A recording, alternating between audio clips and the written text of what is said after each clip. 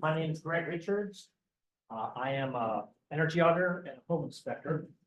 I'm the owner of Home and Landlord Inspections, which was my first company, and Ecomise USA, which was my is my current primary focus.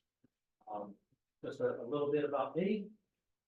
I don't want to spend a lot of time talking about Ecomise or myself, but I did want to point out the difference or the similarities rather between energy audits and home inspections, because I think there's a lot of crossover.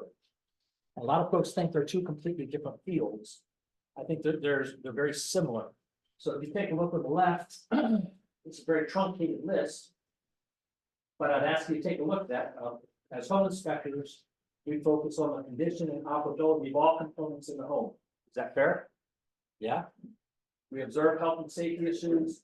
We do a visual examination adhering to statutory requirements, key findings or defects, safety issues. We publish a comprehensive report on our observations. What did I miss? Can you all hear in the room? Yeah. Yep, okay. Do I need to speak up a little bit more? A little more. Okay, here you go. All right, so on the left-hand side, we got home inspection. What topics did I miss that I couldn't squeeze into that little box? Would you guys add to that list? Is there anything that I didn't cover that should have been?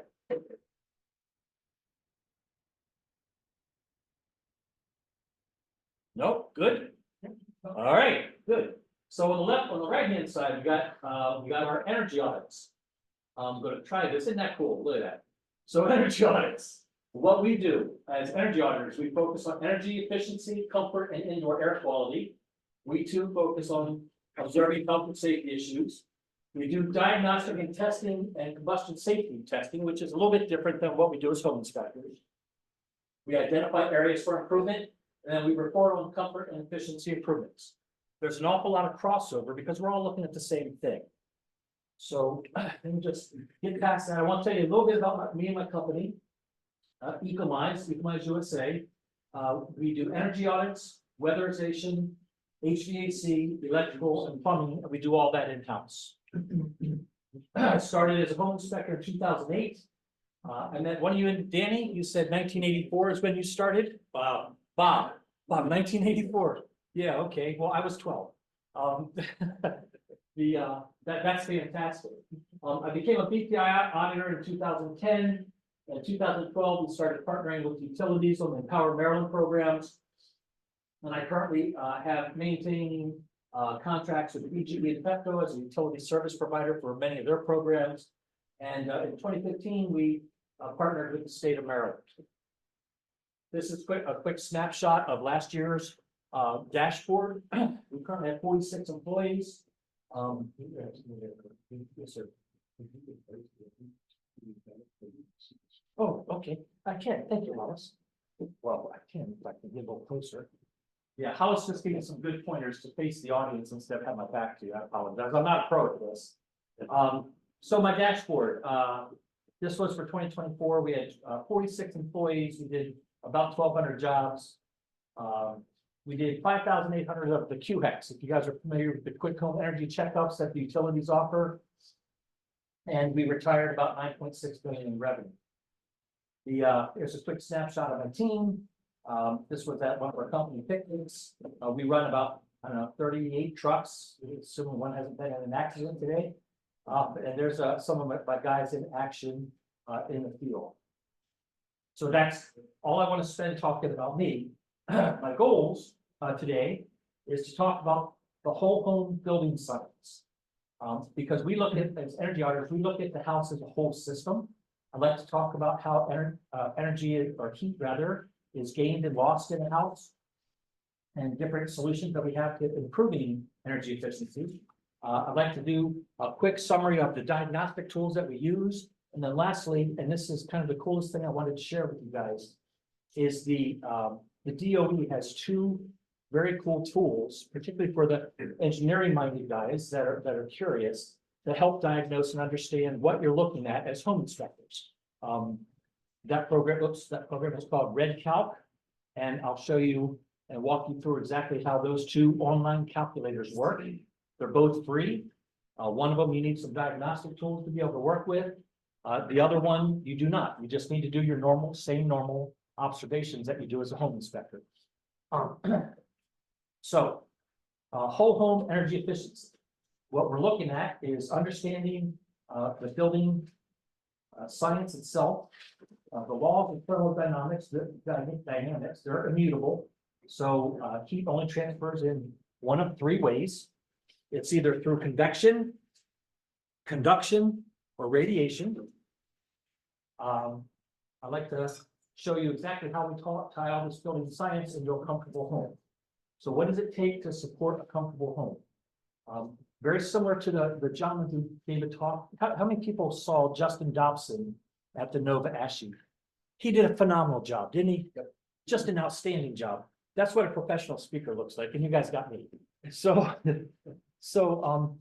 he covered all the bases in a very excellent fashion.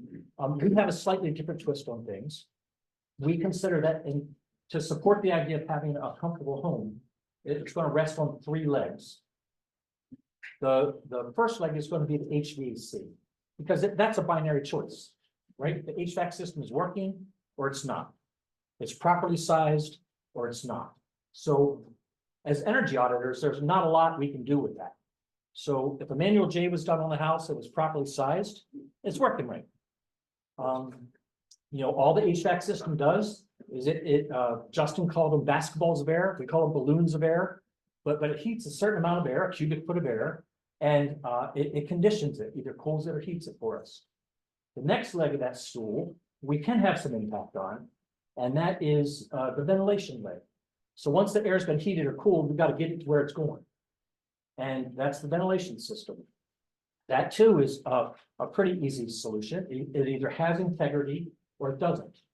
It's either there are gaps and cracks, or there's a disconnected or missing pipe, a squirrel ate through the flex. There could be any number of reasons, but conditioning the air and getting to where it needs to go are the two easiest things to resolve. The toughest one is the building envelope.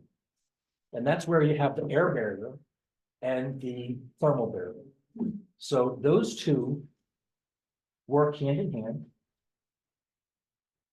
to help us manage the heat loss that's being lost through either convection, conduction, or radiation.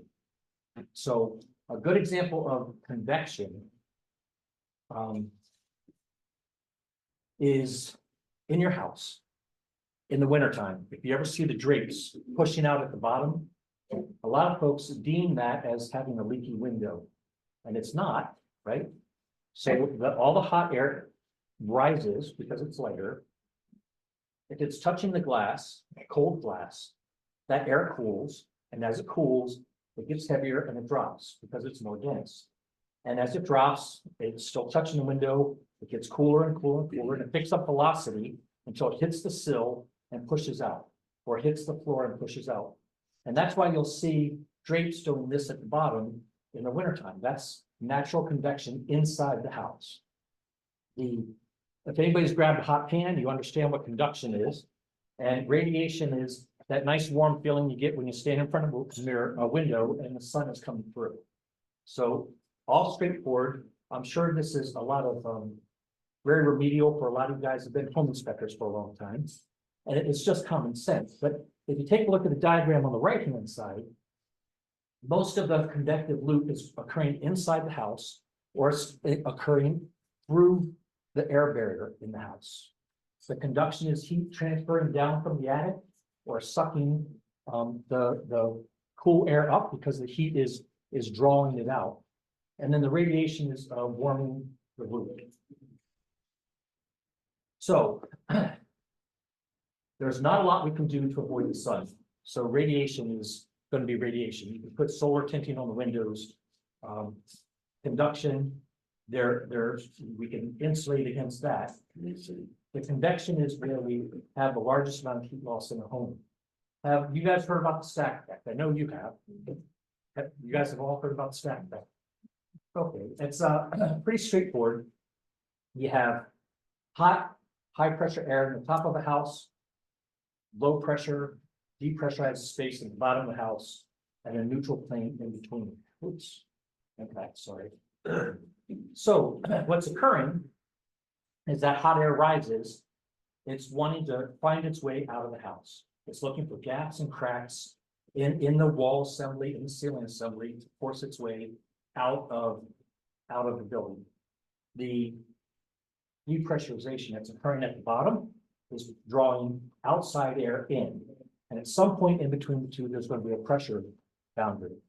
So what that does to us is that tells us where we need to focus our recommendations as home inspectors or energy auditors on where a building assembly needs attention. So if you take a look at the other two forms, I'll just gloss over this. Radiation is going to be the sun coming through the window. You could have convection possibly going around the window assembly, and the cold air or hot air on one side is going to conduct through the window. Heat is only going to transfer in three ways. So there has to be something pushing it, right?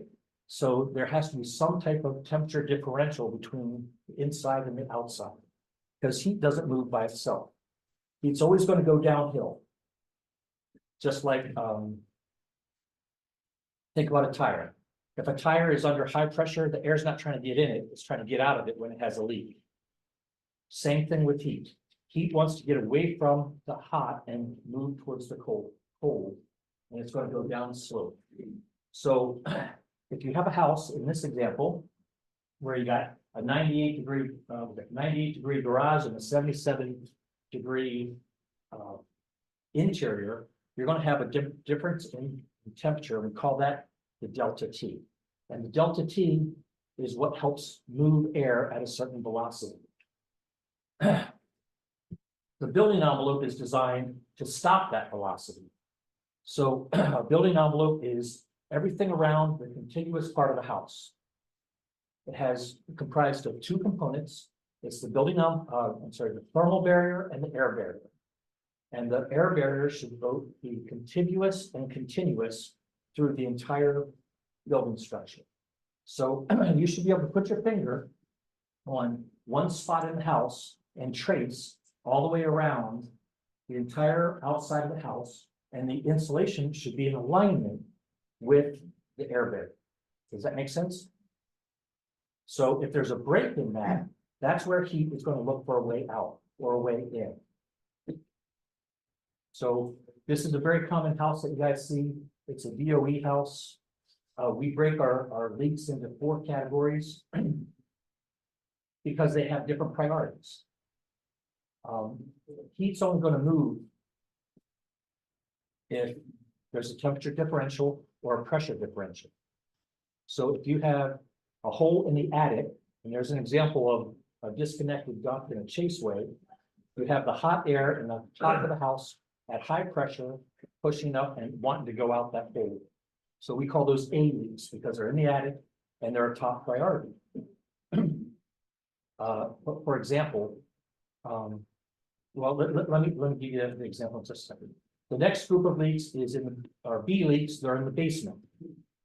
That's the leakage that's occurring because the basement is depressurized and it's pulling air in. So you got hot air at the top of the house because of the stack effect pushing out. You got cold air or depressurized air pulling cold air in at the bottom. And in the middle, you got the center of the house. We have what are called center leaks. These are our lowest priority because there's the least amount of air movement. There's the least amount of temperature differential. There's the least amount of air pressure. So that's our lowest priority as energy auditors when we look at it. As a home inspector, if you see a gap around the door, as opposed to a gap in the attic, I would propose that the gap in the attic is multiple times more important than the gap around the door. So you can apply a weather stripping, you can call that out. But prioritizing it as an energy auditor, we're going to save more energy by getting that one in the attic. And then the basement. And then we have what we call the D leaks. We call them danger leaks. There's an example of one we found. It's let me get out of the way. It's a broken duct we found that was 2 weeks ago in one of our attics. The duct was disconnected completely. So when we're looking at this, we need to understand that air is only going to move in 3 ways, right? It's going to move because the size of the hole is going to determine how much air is going to go through it, the amount of temperature difference on either side, and the amount of pressure. So temperature alone can move air. If you were to take 1 square foot, maybe I'll do that next. Go back, sorry about that. That is 1 square foot opening on a C leaf with a 20-degree differential on both sides. So 20 degrees warmer outside than it is inside. 1.3 cubic feet will move through that opening. You open a window, 1 square foot open, 23-degree difference outside or in, 1.3 cubic feet will move out every minute, assuming there's no wind.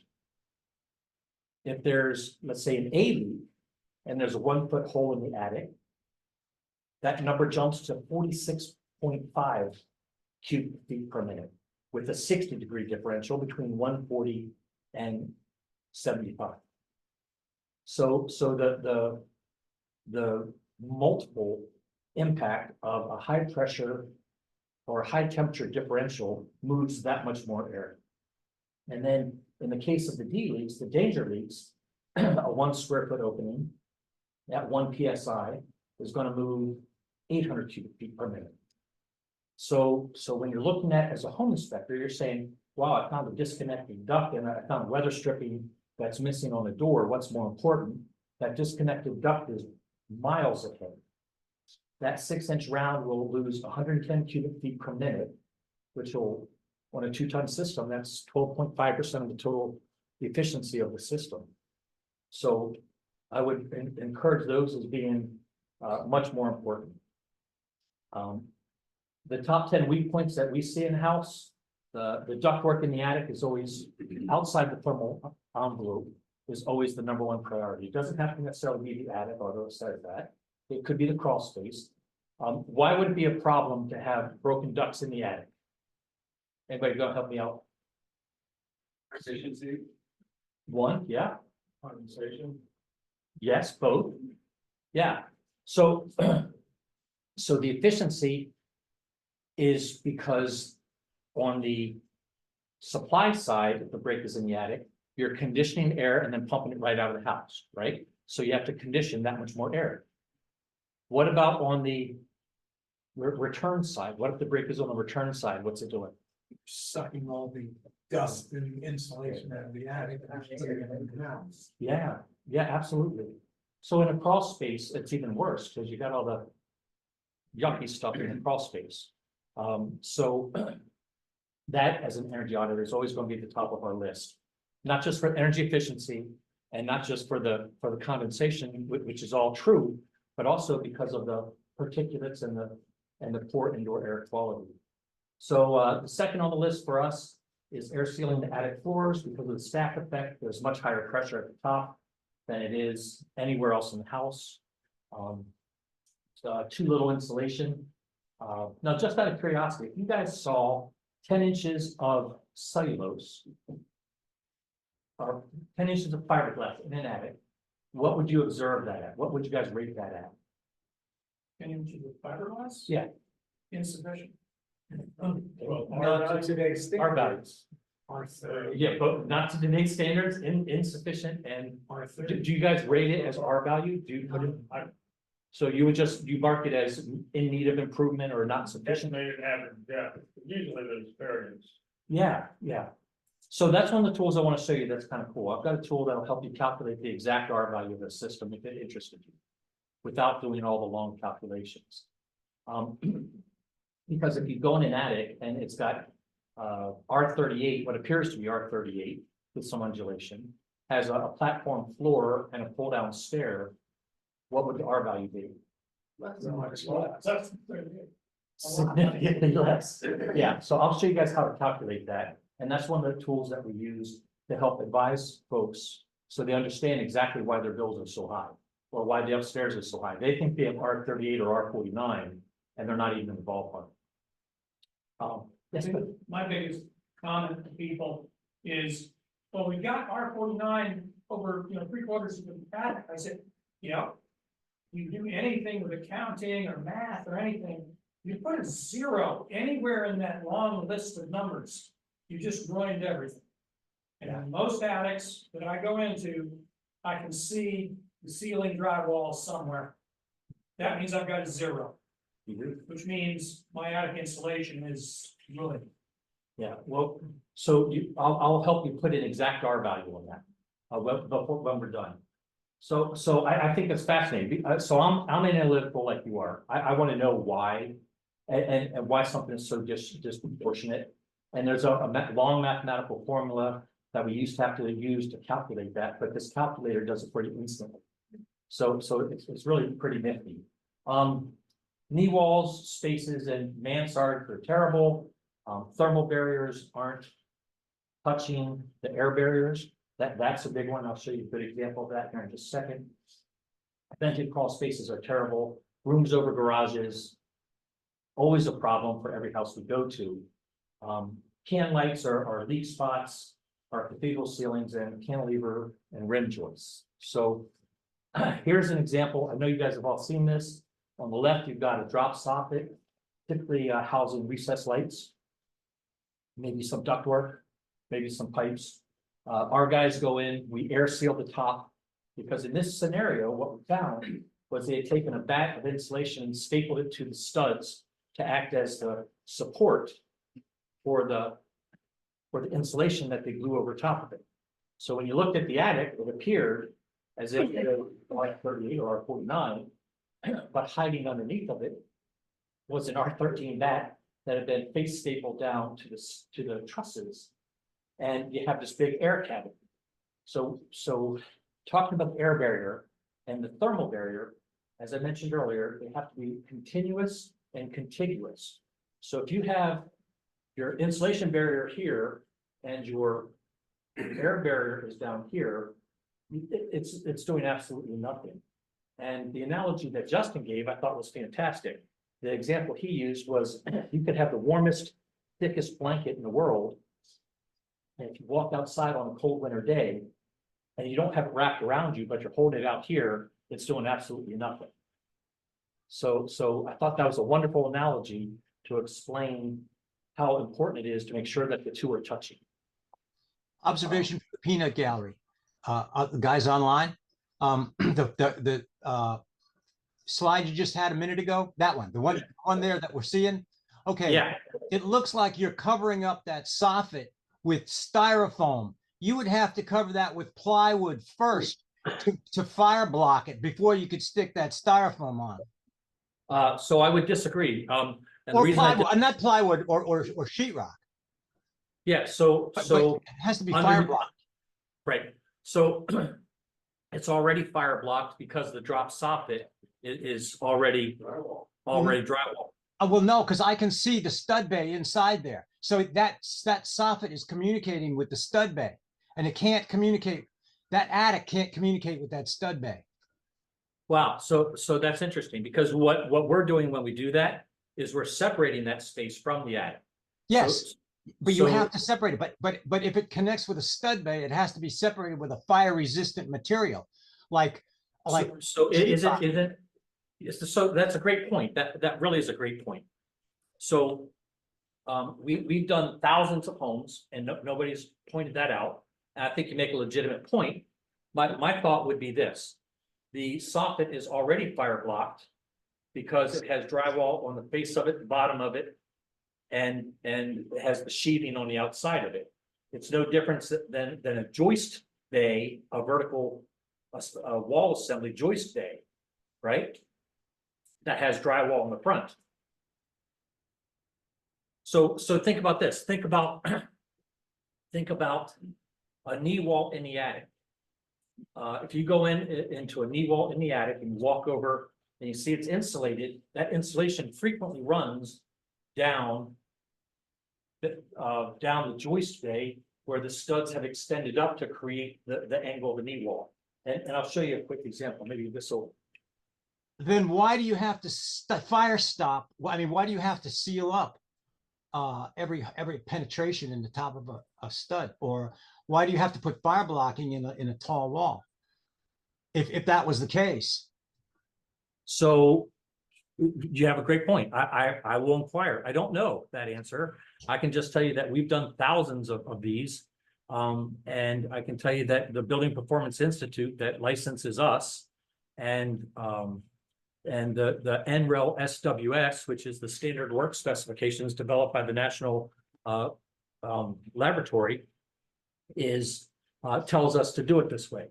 And as far as the fire block goes, my consideration would be the fire block occurs on the drywall underneath of that. And all we're doing is encapsulating the top of that cavity. So all I'm trying to do is bring the air boundary and the thermal boundary into alignment. Yes, Dave.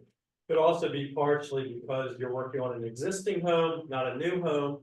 So as codes change, you're not in there making the house compliant to today's standards. Now you're just doing energy work, which is making improvements. With as new construction, there are different rules. Well, that's a great point. I would love to find out who asked the question because I'd love to follow up with that. I don't have a good answer. That's Mary Sarah. I would love to find that answer out. There are different rules, as David pointed out, for retrofitting a house. We're not required to bring it up to current code. We're trying to resolve some energy efficiency issues. But I promise you, I will pose that to the folks at the Building Performance Institute, and I will query the folks at the Department of Energy and ask why they have us do it that way. Because I think you make a legitimate point. Logically, I'm thinking about it as the fire block is present. It's just separated away from what we're deeming as the air barrier and thermal barrier. That's the best answer I can think of on the spot. And boy, I gotta tell you what, I just relaxed so much because I was waiting for a good, tough question. Thank you. I appreciate that. I sincerely do. So I will confess, I don't know all the answers. I have been an energy auditor for 15 years. And this is the first time that subject has been brought up. And I think it's legitimate. And I'm going to get an answer to it because now I'm confounded. And I'm slightly relieved. So, yeah, so I'm looking at this as trying to retrofit an existing structure. And all I'm trying to do is recognize that in order for us to insulate that cavity, I'm either going to have to put insulation down in that, fill that entire cavity all the way up, or I need to seal it and make that part of the inside of the house.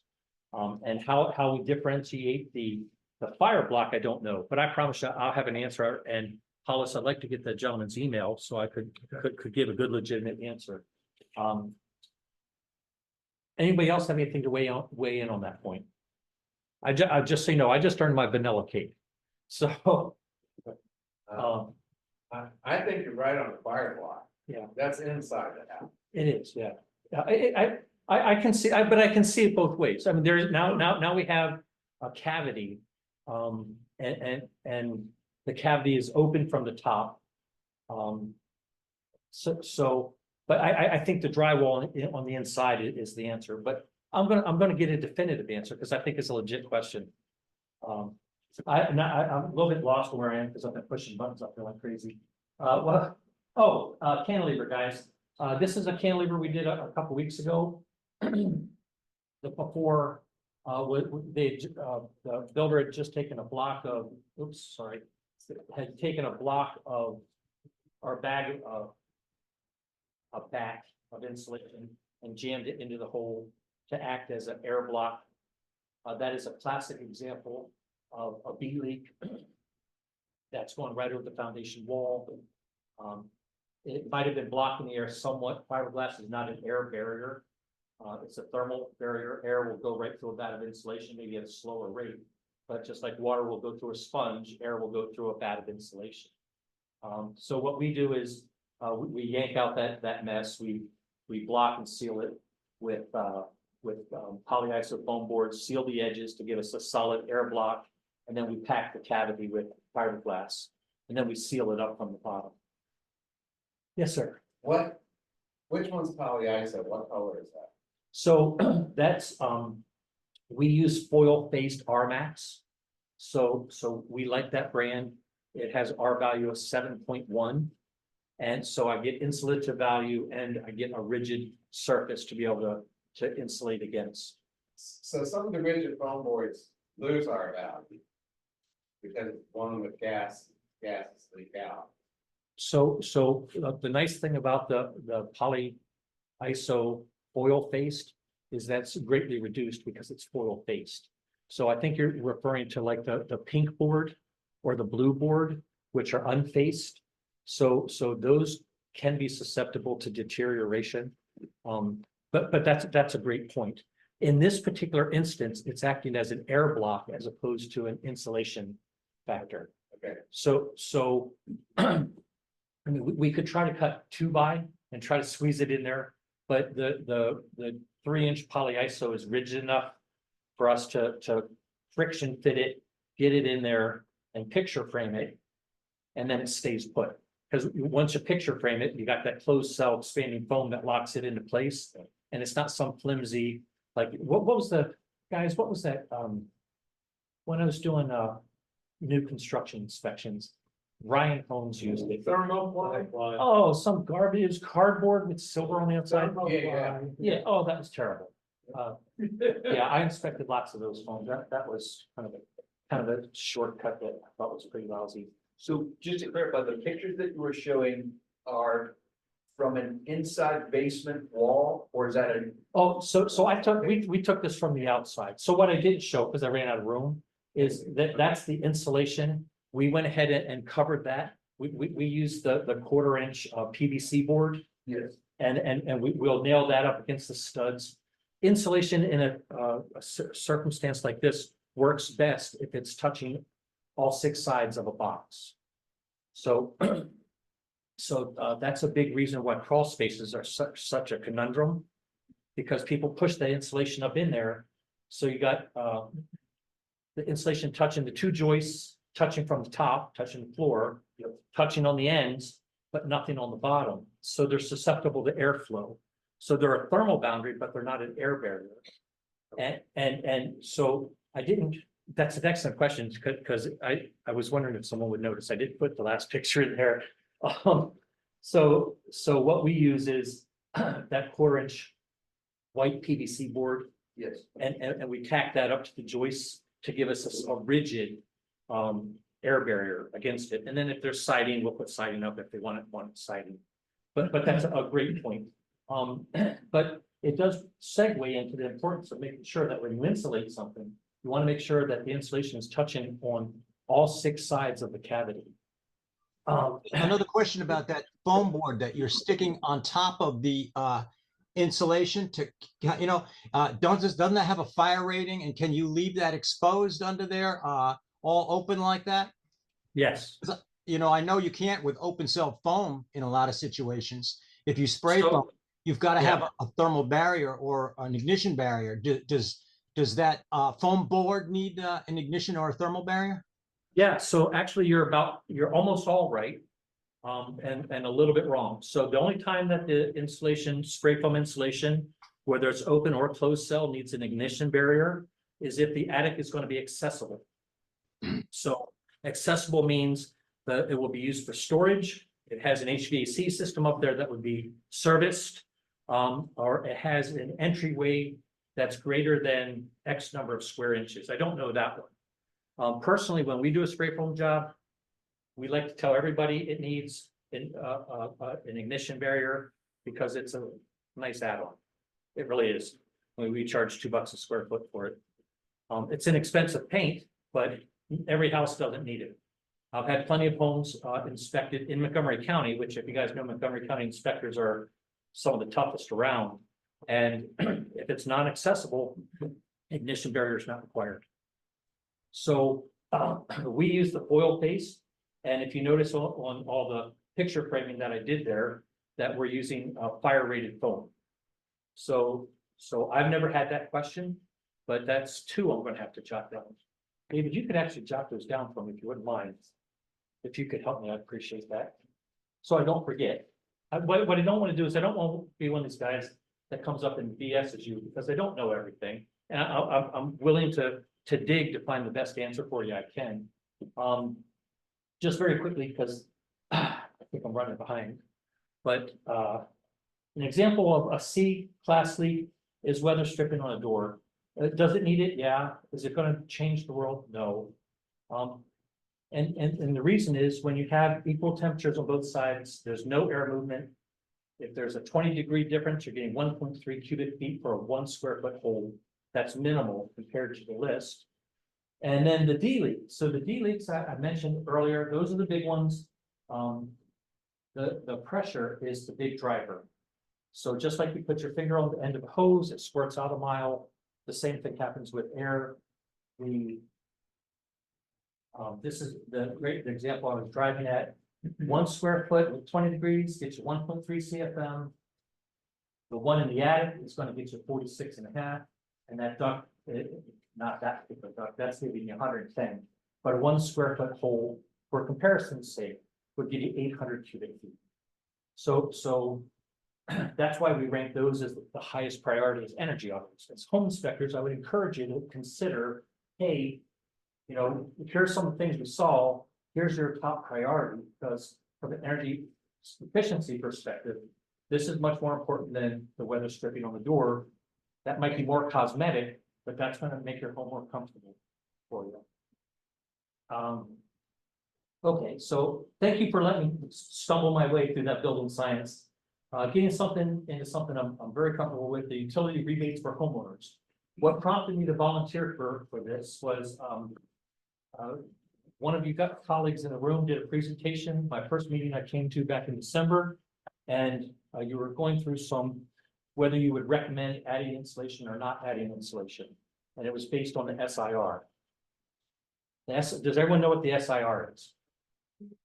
Okay. So as energy auditors, when we make a recommendation, we understand that measure, the energy saving measure, is going to cost X number of dollars. And then we project that against the projected savings over the lifetime of that measure to find out if it's worth doing. So oops, keep putting this button in the house. Why would you spend $10,000 to save $2,000? That doesn't make sense. In all the state programs that we operate in, we are required to return a minimum of a 10% savings on every dollar we spend. So if we spend $10,000 in a house, we have to bring back $11,000 worth of savings over the lifetime of that measure. So that's why we don't recommend windows. The cost of window replacement is so egregious relative to the amount of energy it saves, it just simply isn't worth it. Now, if it's being done for health and safety reasons like lead, or if it's being done because of structural damage, maybe there's some moisture and condensation that rotted out some sills, then that changes the dynamic. But if the SIR is too low, and as home inspectors, we say this is insufficient, but the cost to put this insulation in is not worth, the juice isn't worth the squeeze. Have you guys heard that phrase before? If it's not worth the squeeze, nobody's going to do it. The utility, yes. Oh. What do the SIR stand for? I apologize. Thank you. I skimmed over that. It's the savings to investment ratio. So it's the savings divided by the investment. So if a job costs $10,000, that's the investment. If the savings is $11,000 over the lifetime of the installation, which I think they say is 25 years, then the accrued savings for that 25-year period would add up all the savings. And if it came to $11,000 and you divided by the cost, then you would end up with 1.1 in that scenario. Some measures are terrible. They have very low savings to investment ratios. Some have phenomenal. Yes. So the utility recognized this, and to get over that barrier, to get over that hump, they offered these rebates. I'll give you a real life example, a project we worked on. It was a quarter mile from my house. The house sold. There was an uninsulated crawl space, and the ductwork was in terrible condition. That home buyer negotiated a $6,000 concession from the buyer to repair that problem. They called us, we did an energy audit, and we secured them a $4,000 rebate to do it. So they got a $6,000 concession, and they only had to spend $2,000 out of their own pocket to resolve the issue. So that's one of the ways that the utility can be leveraged as home inspectors to help educate homeowners that yes, this is a problem, but there are rebates that are in place. So yes, The savings investment ratio, savings divided by investment over a certain amount of time. Yes, sir. What defines the time? that is a great question. So for me, it's defined by the by NREL, which is the National NREL.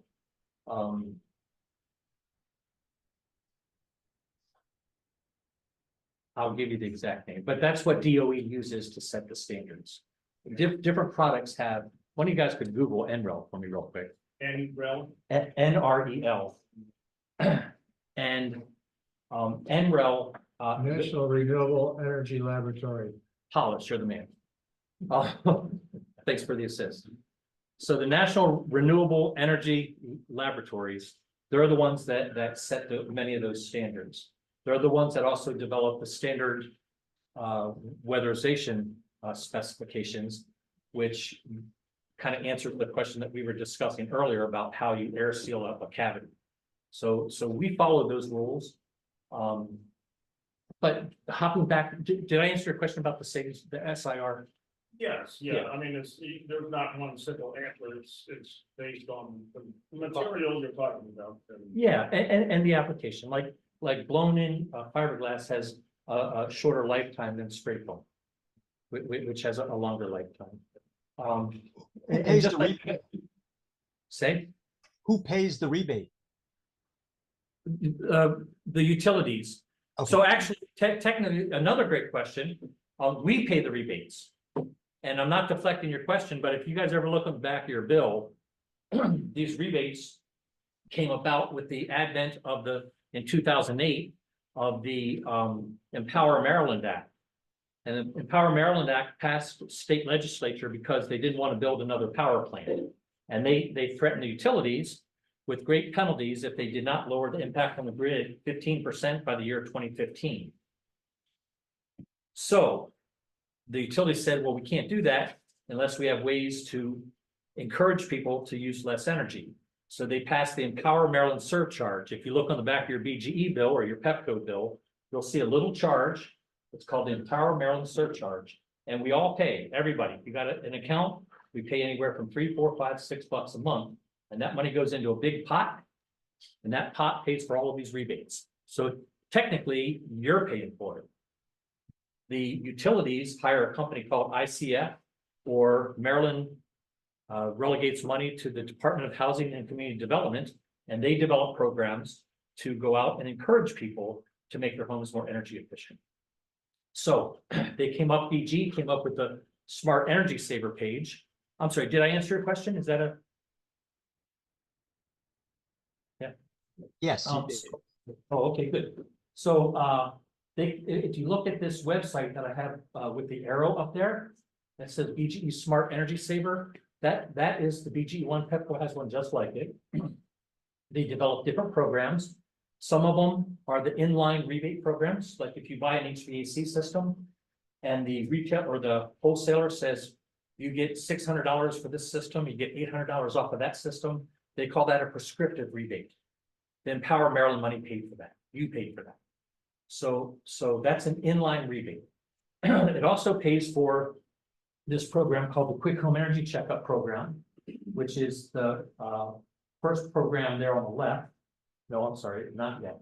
So if you go here and you click one, can't quite see that. Help me save.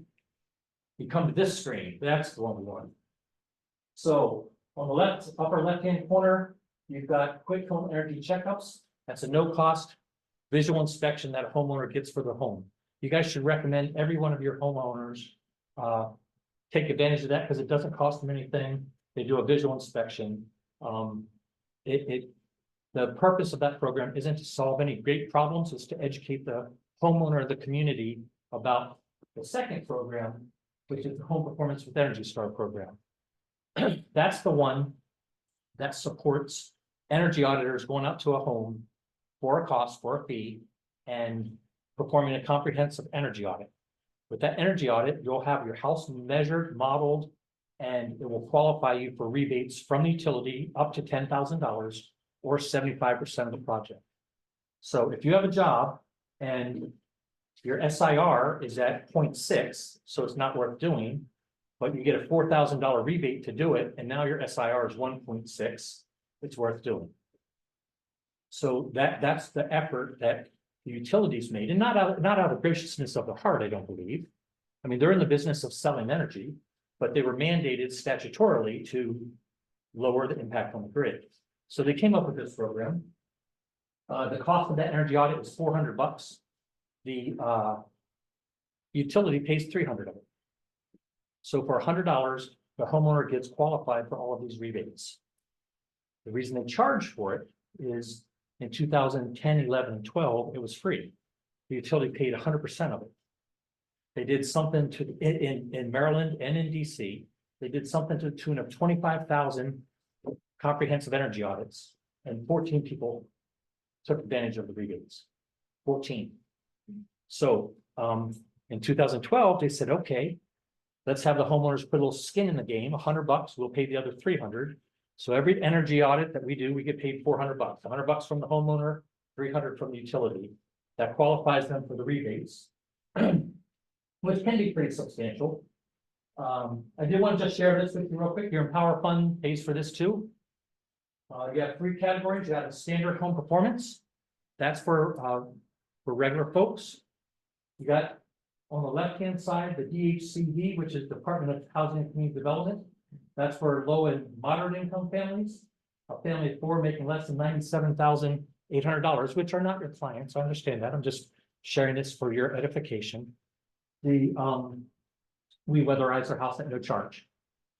So we'll go out and completely weatherize a home up to $15,000 and the state pays for it. And the moderate income program was a new pilot program that's being floated right now to fill the niche between the low to moderate income and what they deem the high income range. So anyone in the 97,000 to 125,000 roughly can get one of these 3 levels. $250 payment gets you $5,000 worth of attic air sealing and insulation, and 2 and 3 are the insulation with either a heat pump water heater or a heat pump with a small contribution from the homeowner. So it's not free like it is for the retired folks. It does require a little bit of contribution. All right, real quick. I'm going to buzz through this in a fast manner. Examples of lower door. Are you guys familiar with the manometer? Yeah. Yeah.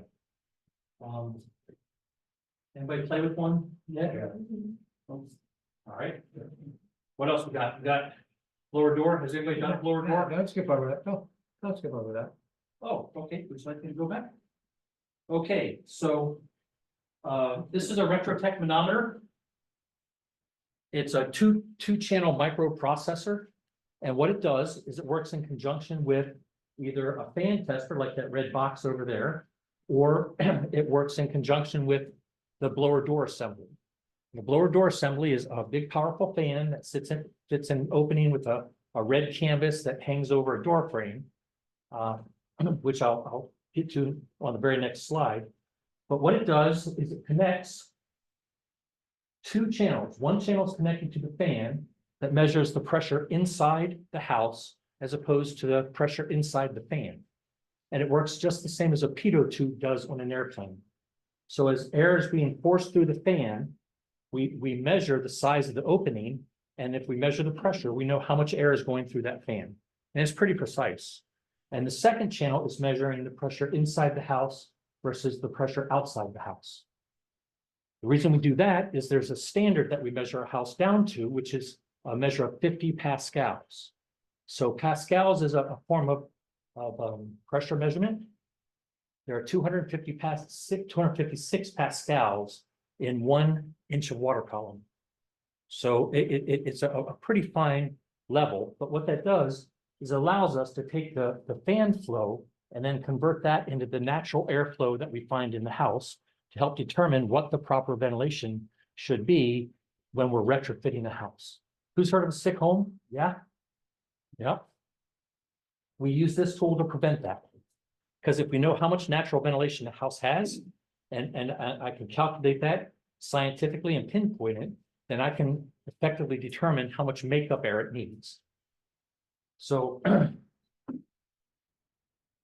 this is the fan. You'll see this manometer up there hung on the door. And you'll see the hoses going down to the fan. The red hose is going down the side of the door frame and going outside.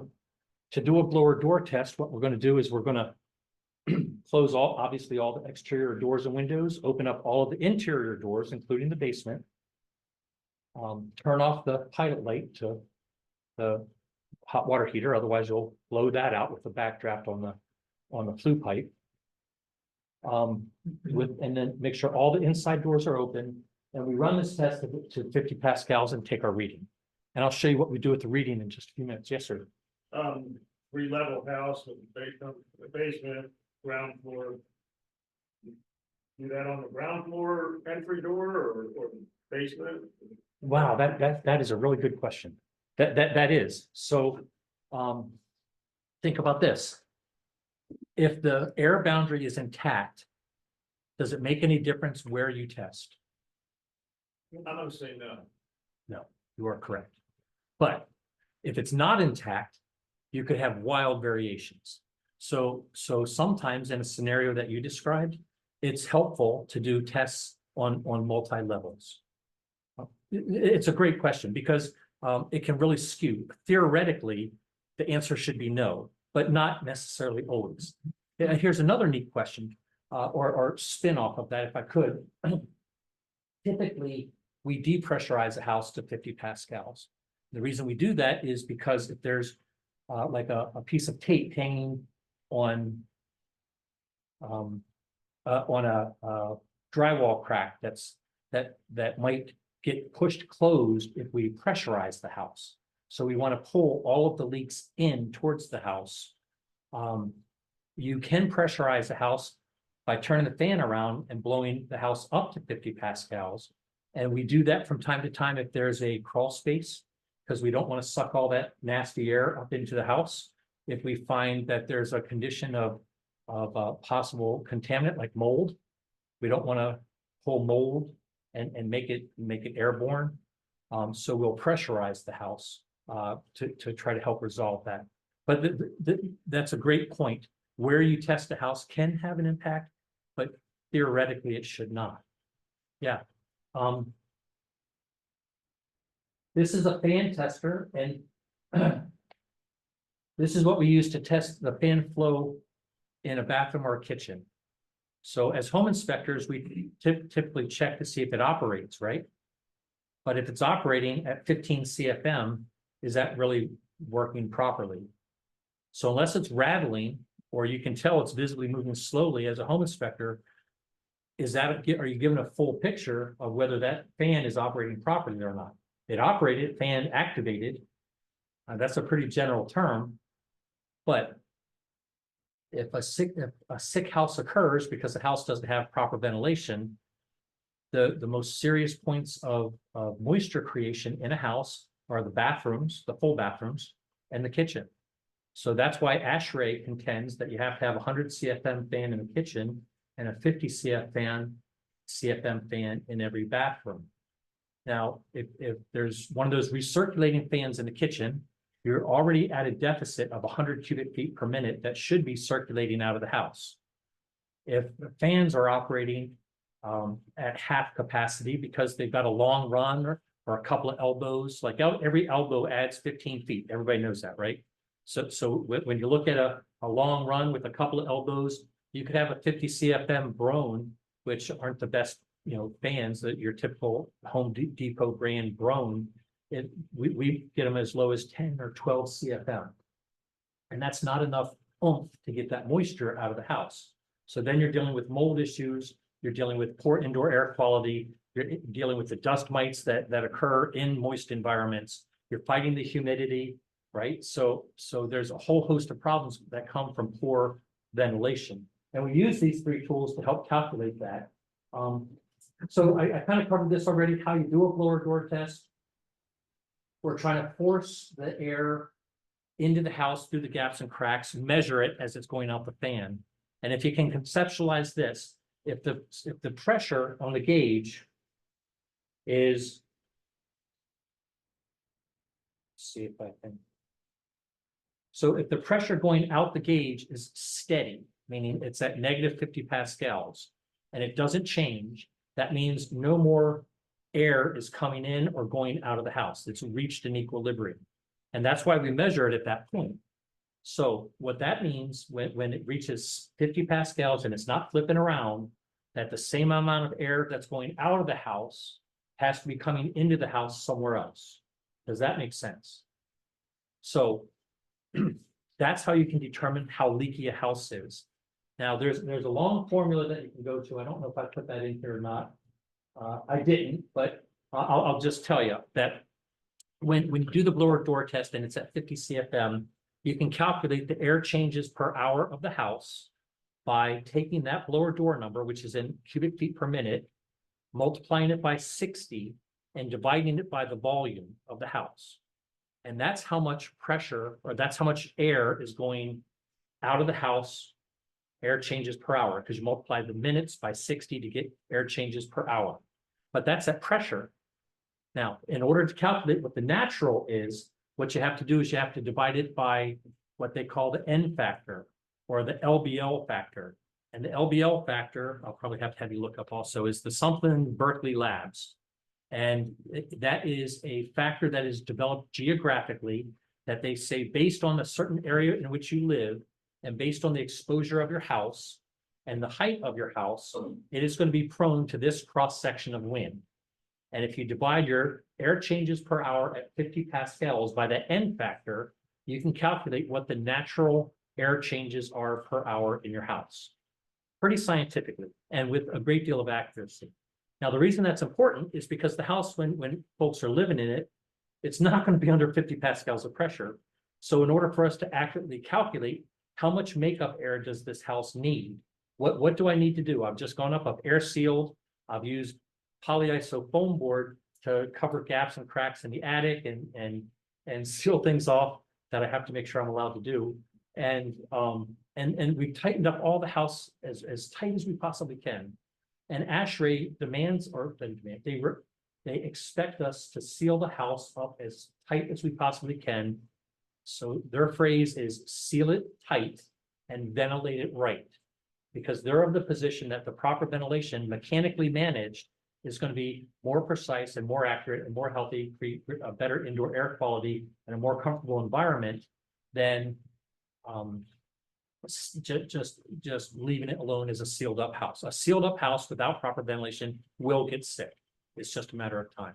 Yes, David. So, Could you share with people kind of what the average for homes in this area, average air exchanges per hour, because they were much draftier to say 1970s house, 90s, and today, of course, where we have free air exchanges by code, you know, so people get a concept of 10, 15 is not off the chart.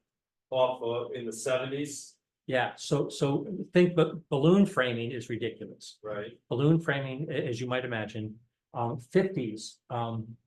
The cavities are so poorly insulated. You've got what R7 in the cavities you might expect, if anything, right? So empty cavities are going to help air move. Anything that blocks the air is going to slow it down. So even partial insulation will help slow it down. A fully insulated cavity slows the air down, but it doesn't stop it. So like current building code, when you guys did your walkthrough, the pre-drywall walkthrough, I did several thousand pre-drywall inspections on these Ryan homes. Right. So I was there when the code changed and it required that bead across the top. Right. So what I'm referring to, if you guys don't know, is current building code requires a silicone bead be placed across the top plate on a drywall assembly to create an air seal between the drywall and the top plate. Now, it doesn't seem that seems like a silly thing to have to do, but when I'm up in the attic and I move the insulation out of the way and I look down at my feet, I'll see a 1/16 of an inch gap on one side of the 2x and a 1/16 of an inch gap on the other side of that top plate, where the drywall, where the wood has dried up because it's in 140-degree temperature for the last 20 years. It's dried up and shrunk a little bit. That 1/16 of an inch gap doesn't seem like a lot, but if it's on a 20-foot long wall, and you got 1/16 of an inch on both sides of it, that's an eighth of an inch times 20 feet. So now you've got, how big a hole is that? That skinny little gap, 20 times 1/8, somebody help me out. Yeah. 2.5 inches, yeah. So 2.5 inches, that's equivalent. That tiny little gap is equivalent to a 2.5 inch hole. Now add up all of the length of all the top plates in the whole house, and you end up with a 1.5 foot square hole. Now that's something to talk about, because now we're talking a 1.5 foot square hole across the attic floor, moving at 46.5 cubic feet per minute. That's a lot of air. And if you guys have witnessed this, if you take a look and you pull back a bat of insulation and see that black line on it, that's because the air is pushing out of that cavity, carrying particulate, and it filters it. Just like if you've ever seen someone who smokes it, when on cigarette butt, there's a little stain at the end of the cigarette filter where it's filtered out some of the nicotine coming through. That's the exact same thing. If you look at a furnace filter and it's all clogged up on one side, that's exactly what the vat of insulation is doing to that air pushing out of the wall cavity. Yes, sir. Same thing on old houses, the edge of the carpets. Where the carpet, because the drywall and the shoe mold and all that stuff didn't go all the way to the floor. So you ended up with 1/4 inch gap around the whole bottom. That is so true. That I should, if I ever have to do this again, that I would suggest that is a wonderful example. You guys have all seen that, right? The discoloration at the edge. That is a great example. So those little gaps, how big would you say that gap would be? 1/4 inch, 1/2 inch across the bottom? So you add all of that up around the perimeter of the house, and it creates what we call the equivalent hole size. So we can calculate using the manometer and the reading that we get, based on the volume of the house, what the equivalent hole would be if you added all those gaps and leaks together. And that can be pretty eye-opening, because some houses, like the balloon frame houses, you'll have an equivalent hole of 10 or 12 feet, which is, essentially you're heating or cooling the outside. I got another question. With two, Go ahead, sir. with two 50 cubic foot per minute fans in the bathroom and 150 in the kitchen, you got 250 cubic feet. How are you making up and cleaning and drying that air most effectively? You've got to bring that much air into the house now, because you just exhausted it. Yeah, so ASHI in our area doesn't demand whether it's in or out exhaust air, intake or exhaust air. So I'm a big proponent of ERVs and HRVs because we install them. That's just me. But most folks don't want to pay the freight for that. So I'm just being honest. So they choose for exhaust only ventilation, which is acceptable in Maryland on retrofits. So to answer your question, how's that air coming in? Every time you open the door, if the house is depressurized, it's going to suck that much more air in. If there are any unremaining gaps or cracks that haven't been sealed, it's going to pull air in through that. Now, granted, the caveat with the exhaust only ASHI fan compliance is that you could very well be pulling in garage air, right? Sure. So Garage, crawl space, attic. yeah, exactly. So that's that's the problem. We did a multifamily property where we put these exhaust only fans in, and that's based on the cubic feet of the house, or the square footage of the house, and the number of people living in it. That's just a straight equation, not like I'm going to show you. And the problem was it was pulling the cooking fumes from the neighbors. And some cultures cook with more pungent food than others, and it created a little bit of a side effect that we weren't quite expecting, that we ended up having to go back and perform some extra air sealing that we had not really anticipated. But to your point, I think you make a great point. That is the problem with exhaust only air, and we advise everybody of that. Most of the homes that we do take that approach. Again, but does everyone know, you guys know what an ERV is and HRV? Yeah. So I'm a big fan of that. They have a very good SIR on them because they capture so much of the air temperature that they're exhausting or bringing in. So I would encourage those, if anybody is in a situation that they have a crawl space or an attached garage, and then leave it to the homeowner to decide whether they want to, what they're going to do. Because again, this is all retrofit. You know, I didn't build the house. I'm just trying to make it more energy efficient in the safest manner I can. When would you use an ERV over an HRV? I personally have an ERV in my house, so I'm an ERV fan in our area because we're in a moderate enough climate where I think the energy capture in the summertime is worth it over just the heat only. That's my opinion. But you know, again, I own an HVAC company, so it's, you know, it's different for me to you know, say I want one in my house than tell someone else they have to. Do you have yours to slightly pressurize your house? I do. Yeah. Yeah. Okay. Boy, that's a great question. So why would I do that? To keep the moisture from condensing on the inside of the walls. Yeah, that and keep out Prevent pollen. infiltration. Yeah, so there's a lot of benefits. But yeah, so it doesn't have to be big. So to put it into perspective, one little breath of air is like equal to 5 pascals of pressure. So a pascal is a very tiny limit. Take 1 inch of water column and slice it 256 times. So if your house is slightly pressurized by 1 pascal or half a pascal, it's still enough that more air is going out than it's coming in. And the purpose of the ERV in my case, or HRV, is that you're catching the air that you're pumping out. So it's not as bad as just opening the window.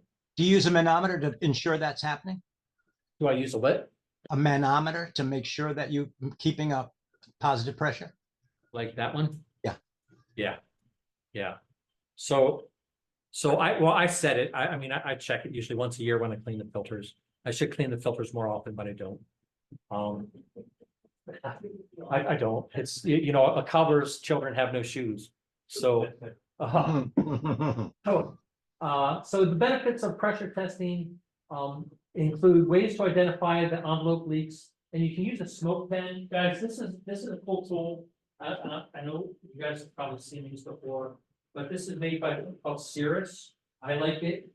This is a little handheld rechargeable smoke pen and a rechargeable cartridge. Can you bring it over in front of the camera? Oh, yes, sir. So, in fact, I put on this on this. So we stumbled on these 4 or 5 years ago, and my guys love them instead of the smoke pens that you like. It's a company called Cirrus. You just turn it on, fold the button down, and you can get some pretty active smoke out of it. And that's really good at helping you identify where your leaks are. You know, particularly when we're doing a blower door test, you can help pinpoint where the focus needs to be. And of course, you guys all know what thermal camera is. This is one that we found. I went through bunches of them. I had lots of flukes, but this HIC Micro turned out to be a pretty good one. Oh, there you are. The HIC Micro turned out to be a pretty nice one that can fit right in your pocket. My guys have managed to not break any of these because they're small enough, but they're very sensitive.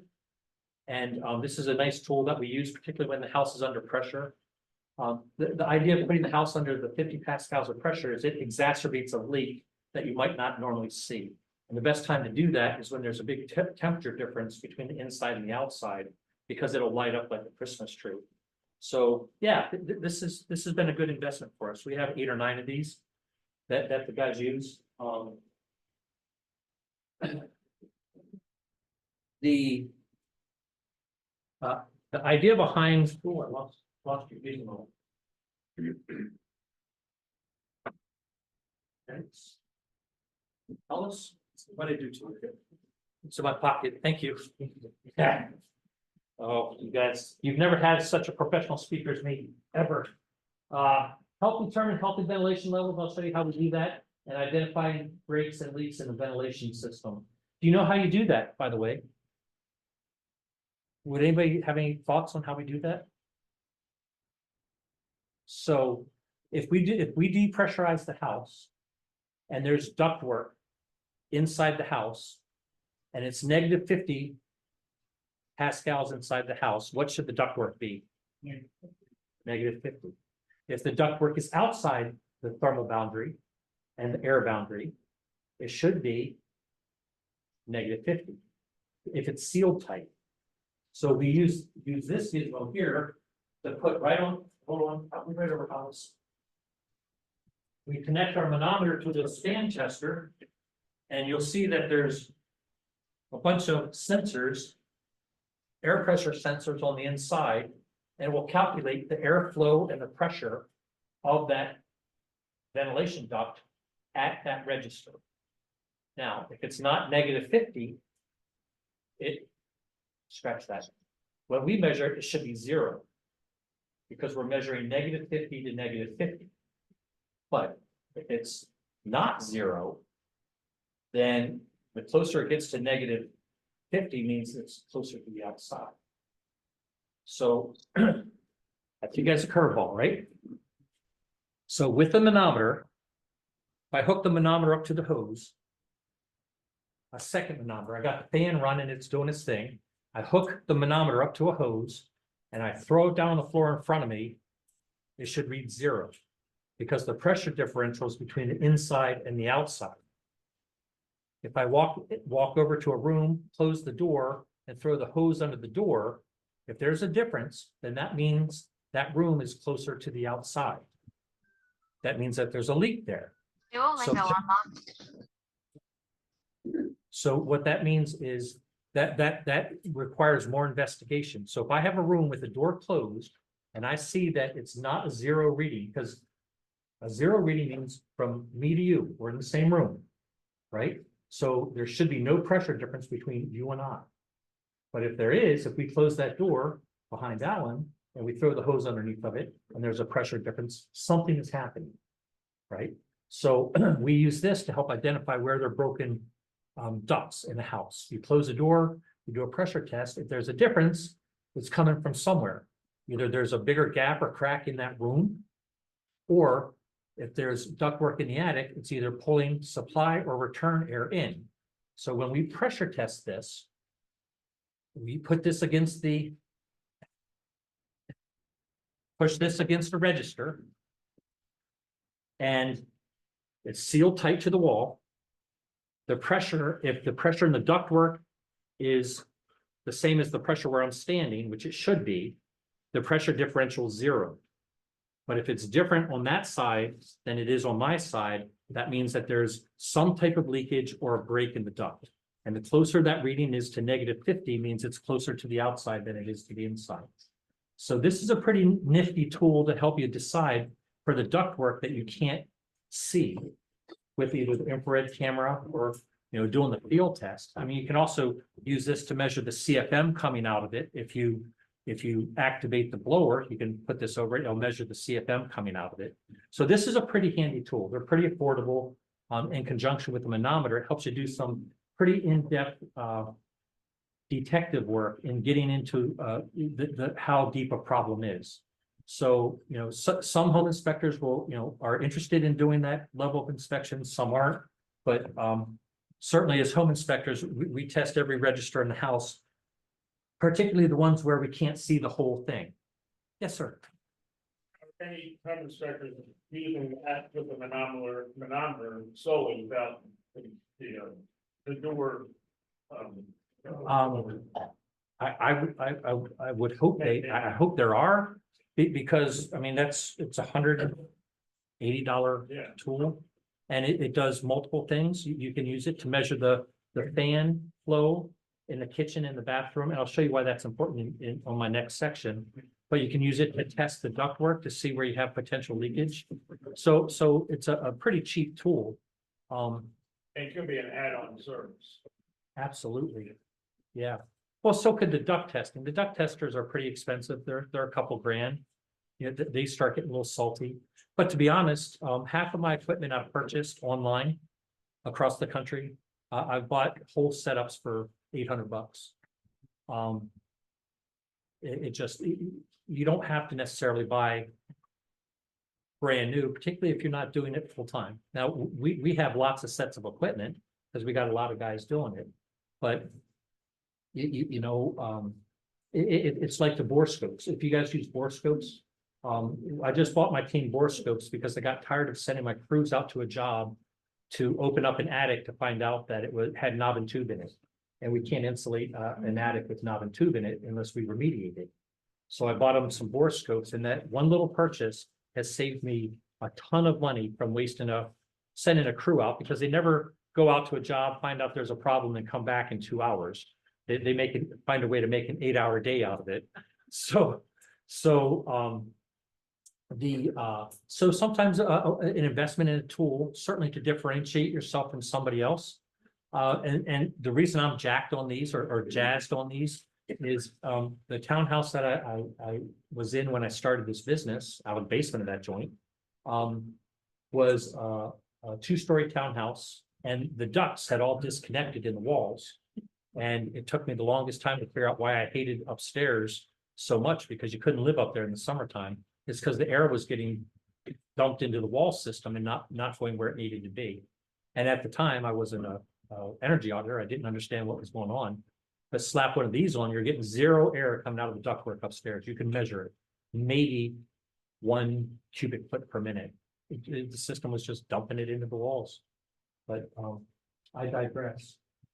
Okay, this is what I wanted to talk to you guys about. This is where we take some of the measurements and put it to use in a manner that you guys might find of value. So this is a program called Residential Energy Dynamics, and that is REDCalc for short, Residential Energy Dynamics. And Calc, C-A-L-C, for calculator. So if you do a search for that, you'll be able to find these 2 tools. And 2 of the tools that I use multiple times every day is the ASHI Ventilation Alternative Compliance Calculator, which is somebody has an existing home that hasn't been built to code, and we're trying to figure out how we can get it the proper airflow that it needs. Not just take a swag and say, let's put new fans in the bathroom and kitchen. Let's find out exactly what it needs and provide it the mechanical ventilation, either via the exhaust fans or like my colleague on the web pointed out, that ERVs and HRVs are the best way to go. And you guys will be surprised by this. I want to walk you through this because I felt, I know that all you guys know about the building science. You guys have heard all that before, but this is something maybe you're not familiar with. This tool was so good, the Department of Energy bought it last year, and they host it for free. If you do a search up there, I'll try the little Zoom thing. Yep, redcalc.com, next to the yellow arrow. I tried to do this live, but I couldn't figure out how to do that with a PowerPoint presentation. So if you do that search for REDCalc, and then you click down at the bottom, you'll see where it says REDCalc tools. You want to do that? Say, You want to do that? You want to do it online? let me get through this and then yes. Okay. Because I've got a preloaded sample. Okay. And then if we could, if We we can still make have it. time then, yeah. Yeah, okay, so, you wanna click this one down here, sorry, I got wrong button. It's REDCalc tools at DOE website, yeah? And it's gonna bring you to this page right here. And you wanna click on, so there's the website, if you wanna jot it down, it's basc.pnnl.gov/REDCalc. You click on the try standalone down here at the bottom. Try standalone REDCalc tools. So they have the ProRev app. I don't even use that. That is your department for engineers, right? That's over my pay grade. And it'll bring you to this page right here. Now, they have a user guide for every tool. and you'll see where the yellow arrow is, it's pointing at the user guide. And you get to that user guide by clicking on ASHRAE 62.2/2016. That's the most updated red calc that they have. Click on the user guide, it'll tell you what the tool does. And what it is designed to do is take the readings that we did with the blower door, take the readings of the fans, take the square footage of the house, the height of the house, the geographic location, and it will count the existing effectiveness of the kitchen and bathroom fans, and it will tell you exactly what your CFM shortfall is based on remember I told you about the N factor or the LBL factor? It calculates all of that for you. We used to have to do that manually. This is like a blessing for us. So if you click on the user guide, I'm sorry, if you click on the user guide will give you all the details. I kind of summarized it. I could do another hour just on that. But this is the tool. This is what it looks like. So if you look, this tool is not completed. If you look up here at the top, see if I can get this. So is it new construction or existing construction? The dwelling unit has two options. Is it detached or attached? If it's attached, it will have you calculate the common wall area because it takes all of that into consideration because they're adiabatic walls. It will ask you to choose the closest weather station. So for me, it's Baltimore, BWI. For many of you guys, it would be Andrews Air Force Base. And then you're going to get down here to the floor area, number of occupants, dwelling height, and the measured leakage. That's my blower door fan. But you need to click this button right there. All right, I'm going to show you what that does. When you click that button, I'm going to go back and show you. You see the kitchens and baths there.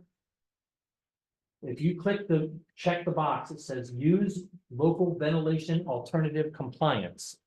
That's your fan measurement, okay? So you check that box. Oh, shut the wrong way, guys. Sorry.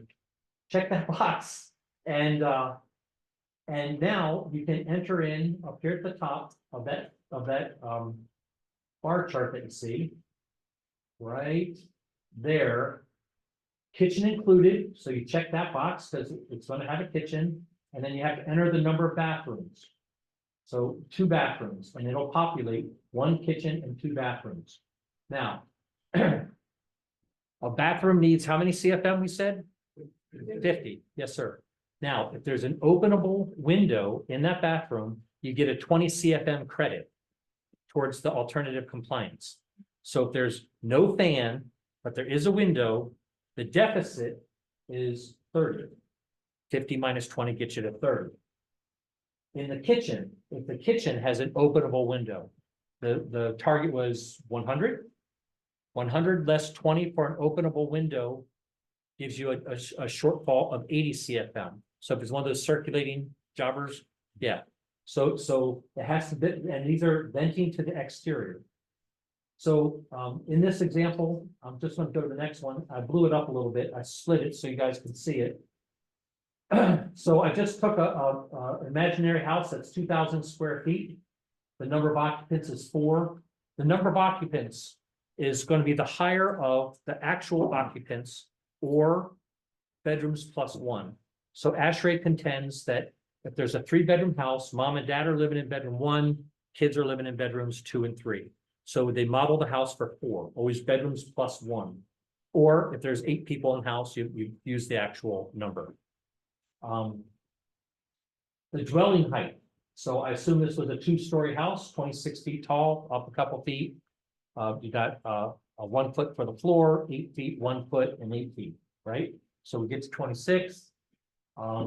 Measured leakage. I just made up a number of 2,000. I took 1 CFM per square foot. That's a pretty tight reading for a house. Okay. I put in my fan readings. The kitchen in this example is a recirculating fan. It had a window, so it has a deficit of 80. Can you guys see that? Bathroom 1, I measured at 35 with no window, so the deficit is 15. Bathroom 2, I measured at 28, so the deficit is 22. So now the total deficit just on the mechanical ventilation is 117 CFM. Are you guys tracking with me? So if you come over here to the bottom third of our ventilation calculator, what you'll see is it calculates the annual average infiltration rate in natural CFM is 83 cubic feet per minute. The total required ventilation rate is 90. The alternative compliance supplement is 29.25. The infiltration credit for the wind is the same as the annual infiltration credit up here. So what they're saying is that's the natural ventilation occurring because of the gaps and the cracks in the house that we measured by doing the blower door test, yeah. And then here is the required mechanical ventilation rate, 36 CFM. So what that means, if we install a mechanical exhaust only fan into a central part of the house, typically we do the hallway bathroom because that's where the most moisture is generated in most homes. And we want, after we're done this house, this is a post test. We did the pre-test, we've done our post test, we've air sealed it, we've insulated it, it's all nicey nice, right? I've just measured it, but we've got these shortfalls on these missing on the circulating fan and the shortfalls on the two other fans. It's telling us that based on my blower door reading, I came up 36 CFM short. That's going to be a sick house. That's a sick. Are they requiring timers on these fans? Because I mean, what stops you from putting the fan on and letting it just run? Like if you have teenagers and are taking showers, or if you're cooking a big meal, those fans could be running for hours. That's a perfect segue. Thank you. So we use a Panasonic Whisper Green with a Panasonic timer, and the timer has two functions to it. It has a humidistat in it, so it activates based on humidity, and it has a timer that calculates these Whisper Greens to turn on for 36 CFM per hour. Nice. So, yeah, so down here at the bottom, there is the dwelling unit leakage rate solver. So what I didn't do in this example down here at the bottom, you see, oh, I did. Oh, shucks. So dwelling unit ventilation runtime solver. If I put a Whisper Green fan in, my guys vent it out right, we normally get 110 CFM. So they're really powerful fans and they're silent. ASHI requires that these fans operate at 0.3 zones or less. So that's silent. I've had many callbacks from customers that say, my fan's not working. And we go out and we have to literally take the cover off and show them it's spinning. They're that quiet. So they're designed to run on for extended periods of time. They're DC, not AC. So the motors last forever and they use a minimal amount of energy. So this fan, the fans that we put in these Whisper Greens, I think it's model 11V something, has a run capacity of 110 CFM, and the calculator tells us we have to set the timer for 20 minutes. So these Panasonic timers that we use will turn on for 20 minutes every hour and pull stale air, humid air, the air we've been breathing, the cooking byproducts out of the house 20 minutes every hour. What are you setting the hygrometer at? It doesn't need a hygrometer. I thought you said that the one that you install has a humidity sensor. So it has a built-in humidity sensor right in the switch. Yeah, what's it cutting off at? It's adjustable. Boy, these are good questions. So I didn't get a picture of that, Hollis, I apologize. There's a manual switch to turn the light on and off, to turn the fan switch on and off, and there's a little tab in between the top and the bottom. The bottom is like a little vented area that absorbs the humidity, and you pull that middle tab out. It's about 3/8 of an inch tall, the width of the switch, and it has two little dials in there that you can set. One is for the run time that goes from 10 to 60, so you can set it anywhere from 10 to 60, and the other one is the humidity timer or the humidity sensor that goes, I think, from 20 to 80. So Nice. you can set it as low as 20. So whether it's active, if someone's taking a shower and the humidity gets over your set limit, it will automatically turn on and exhaust the humidity without you touching it. Yeah. So that's one tool that we use to make sure that you don't get a sick house. And we find it useful, and to be completely honest, when we weatherize a house, if there's a water leak in the house that my guys didn't discover, or me, or I didn't discover, and we tighten the house up and that water leaks into the house and it creates mold, I own it. So you guys were talking about liability earlier, we own that. And, you know, we've had circumstances where we have to go back and completely move somebody out of the house, remediate the mold, remediate the water leak, and we eat that, or my insurance company too, which I. Have you run into a situation where a radon mitigation system depressurizes a house enough to cause moisture problems? So I don't think so that would be a faulty radon system if that was occurring. So I would be inclined to say if somebody installs a radon system and they haven't sealed the basement floor and they haven't sealed the sump crock, then they didn't do it properly, and that would be a perfect example of the air barrier not being contiguous with around the house, because there were breaks in the air barrier, like maybe they didn't cover the sump crock well enough to seal the radon pipe, then that's an air barrier and it can suck air out of the house. So is the potential for that to happen? Sure, I guess it could, but I'd be mad at my radon company. I actually was brought in as an expert on exactly that. Yeah, House had minor water problems, in the basement. Basement waterproofer came in and said, let us put in a French drain. They did, and they didn't seal the top of that perf stuff going all the way around, the wafer board. the wafer board. They then insulated and did everything, and within a few months, the bottom of the drywall was turning colors. Black, yeah. When they peeled it up, the fiberglass insulation above the wafer board was soaking wet. Yeah. The solution was for the radon company to come back in and seal the wafer board all the way around. Yeah. Yeah. So it was drawing, the house stack effect couldn't overwhelm. That's exactly what it was. Yeah. Yeah. We could actually see the moisture. That's and crazy. Feel the draft coming up the wafer board. Yeah, and that's like the worst case scenario, because, I mean, we belong to this group called Building Performance Institute, BPI, and their number one saying is do no harm. Because if we seal up a house too tight and there's a broken supply line or return line in the combustion appliance zone, it can cause a furnace and a hot water heater to backdraft. And 4 years ago in Colorado, a family died. They had their house spray foamed with closed cell spray foam, and they didn't allow for the mechanical ventilation, and the systems backdrafted and killed the whole family. So that's a real life story. I was actually talking to Larry Zarker, who's the founder of BPI, when this occurred, and he was mortified. I mean, obviously heartbroken, because somebody went and weatherized a house and didn't do it right. That's why the ventilation is important. I would like, if I can get through the next one, maybe we can come back and I can do some examples. Sure. Moving on to the next one.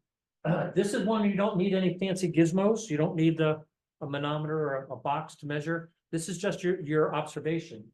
This is called the red calc pool parallel path. And you get to it the same way. Redcalc.com. Hit the DOE website, tools at DOE website. Click the try standalone red calc tools. And ASHI 2016 was where we went first, up there at the top of the column on the left. If you look at the yellow area, that's called the parallel path R value. Now, if you want to calculate how much heat transfers through a material, there's a formula, QUAD. I remember because it's quad. Okay. Q is the amount of heat transfer. U is the transmittance value of a product. U is the inverse value of the R value. So R values are not calculated. U values are. So the folks at NREL and LBL and DOE, they measure how much heat will transfer through a unit, not how much resistance it is. And then they divide 1 by that number. So if you have an R value of 10, the U value of that is 1/10. So 1/10. So they're inverses. So what this does, what we used to have to do is do that manually for every area of a wall or ceiling assembly. So if you have multiple depths of insulation, this helps you calculate what the true R value is, which is pretty cool. Because if you look in an attic and you can say it's sufficient or insufficient, and that covers it, but what is the true R value? If you click on the user guide, it'll tell you what the tool does. It's calculates a single R value for an area of made up materials with distinct different R values. Okay, an example would be, oh, there it is. I did put this in pretty. So QUAD, the Q is the heat transfer rate, the U is the R value inverse, the A is the area, and D is the delta T in temperature. Again, when I talked about the delta T earlier, that's the difference between two zones, temperature difference, and the greater the difference of those two zones, the more heat that's going to transfer, because heat wants to go downhill. So this is what this looks like. When you hit the tool, it'll come up with two areas.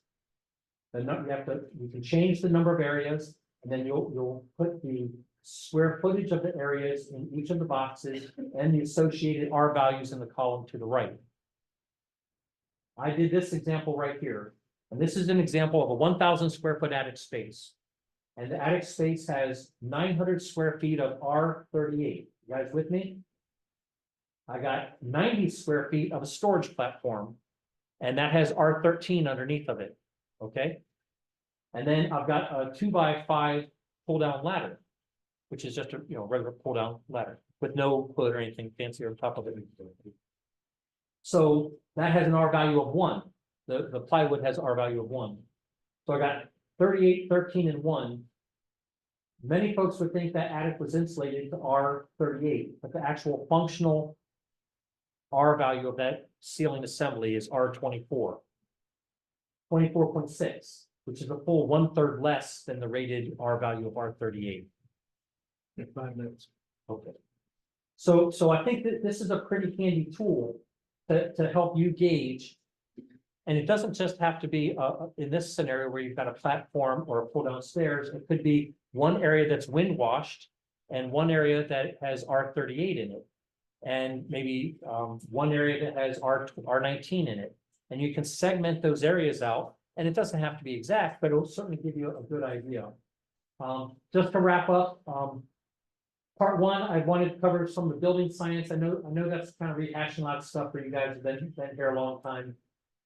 The diagnostic testing of the building envelope. There are some cool tools that you can use that I think as a home inspector could be of a benefit. A manometer, a fan tester that has multiple uses. Obviously, a smoke tester and an infrared camera would be of a benefit. And then the online tools. And I hope that's been of some help to you guys. This is who certifies us statutorily in Maryland. We have to be licensed, right? And they set the requirements and the training regulations. To become a building analyst auditor takes a week and a couple $1,000 and some equipment. To become an energy auditor like I am, you have to put in 2,000 hours, provide them 40 audits and X number of years of experience. So they've tightened up the standards and demand more from folks that are at the top of the game. But the reason I brought this up, I want to show this to you, is that they have their own set of standards. If you take a look at the arrow down there, it's the HEP Energy Auditor. They have their own standards. It's called the ANSI BPI 1200. And for those of you that are curious, you have access to that. It's public documentation. It would be interesting for you. You might consider it, going through and taking a look at it. So you might learn how closely aligned a home inspector is to an energy auditor. Like we, as a home inspector, we check the functionality of a faucet. Well, we check the functionality of the faucet, but we also measure the water flow. So we know the GPMs of it, right? But it covers all the diagnostic testing requirements, all of the ASHI requirements that I just ran through with the red calc. It covers all of the blower door testing. I didn't get into the combustion safety testing. That's another topic. I'd probably rely on an HVAC expert to provide some support for that. But that's a big thing for us. We want to make sure that we're not backdrafting a house like I alluded to a few minutes ago. Here's a guy that I send my guys to, if anyone was interested. His name's Pat Armstrong. He's got this company called Energy Score. He's a great guy, does a thorough job. He's been training my guys for 12 years. And this is us. So our motto is live comfortably, save energy, and save money. And yeah, I did this one other thing. If somebody was curious, I can run through that if you're interested. But before I move on, does anybody have any questions for me? Just real quick. Yes, sir. Then last thing, adding square footage, Yes, sir. R value. Yes, sir. You just talked about the pull down door with no insulation on it. Yes, sir. So I just, yeah, Oftentimes I see where somebody's installed ceiling lights, pull back the insulation, there's gaps like that, around the thing. yeah, Do you estimate that square footage based on what you're seeing? yeah, I do. Ballpark or something? Yeah, I do. This is 6 feet. Yeah. I count joists 2, 4, 6, 8, right? Because in the big picture, I'm trying to make an observation that is justifiably accurate. I don't want to do a swag, right? I want my recommendations to be justifiable if the utility or the state Don't of. pull out measuring tape and measurements. No, I'm not getting it down to the 1/4 inch, man. No, I'm not doing that. But, So just to clarify, you're not shooting the attic with a laser measure. that'd be fine. I mean, it depends, we measure in what we do, we measure from the outside. So there's always a difference between the inside and the outside. So BPI standards require us to measure the outside of the building to calculate areas. And how do you do that? With a hover or something? Well, I'm old fashioned. I use a tape measure. So, Because there's actually online tools that you take a picture, and I even have other tools as well, where you just click it with your laser and it'll shoot the measurements. oh, shut up. Really? Yeah, Like, I get me one of them. That's pretty cool, man. yes. Yeah. Yeah. We'll just do that, and there's other ones. And you call it hover? If I know ahead of time, I pull up the MRIS, it gives me the square footage. I divide by how many floors. That gives me a real rough number of square footage per floor. And square footage of the attic should be the same square footage as the top floor. Okay, it can be close. Should be. Well, I guess the only thing that I was thinking about is the tools that I'm referring to, like Hover and other, that's actually designed to do bids for siding and roofing, so it's all you do, click and it does everything for you. So, but you pay for that service. Yeah, there's a couple of things like that. It'll do roof square footage. Yeah, it does it, yep. But there's a number of other tools you can use, and the great one is the estimate, the tax records, because that gives you square footage. And so you can look at it and say, that doesn't match, and you look at, oh, finished square footage in the basement. So the 4 best tools that I found, one is named Dante, one is named Tyrell, one is named Brian, and the other one's named Dustin. So I got 4 good tools. I can go out and do that. I know we're running out of time, guys. I hope that somewhere in there I stumbled across something that you might find helpful. I was a little nervous when we got started. Thank you for your patience. I'd be happy to answer any questions that you have about this. The energy auditing field has been extraordinarily good to me. And I really, I feel blessed. We got into business at the right time, and I would not have been in that industry if I had not been a home inspector first. So I have one last question for you. What's the difference between a wag and a swag? One's strategic, baby. That's for strategic. Yeah. Strategic wild ass. Yeah, that's right. That's right. All right, Thank you guys thanks a lot. very much.